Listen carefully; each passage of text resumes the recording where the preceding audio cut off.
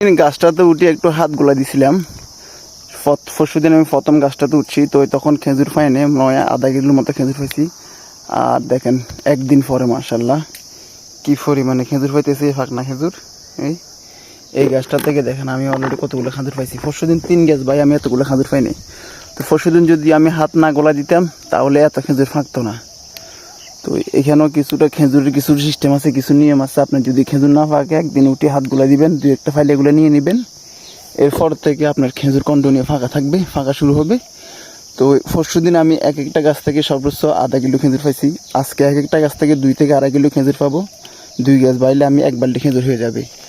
তো আরেকদিন উঠলে দেখবেন দেখি এক গাছ থেকে, আবার পরশুদিন যদি উঠি এক গাছ থেকে 1 বালতি খেজুর নামবে, এরকম 1 বালতি। এরপরের দিন থেকে এক গাছ থেকে 2 বালতি 3 বালতি খেজুর নামা কোনো ব্যাপার না। প্রথম দিন একটু হাত গোলা দেওয়ার কারণে মার্শাল্লাহ কি সুন্দর খেজুর আসছে। দেখেন আমি এই স্কাটার এক সাইড থেকে কতগুলো খেজুর নিতেছি। এরপরে তো ওই সাইডে বাকি আছে, আবার এখন এগুলো দেখেন মার্শাল্লাহ একটু টোকায় টাকা নিতে হয়। প্রথম অবস্থায় খেজুর ভিতরে ফাঁকা থাকে, এক একটা স্কার মধ্যে 15-20টা ফাঁকা থাকে। এরপর কয়েকদিন পরে এক একটা স্কার থেকে আধা বালতি খেজুর হয়ে যাবে।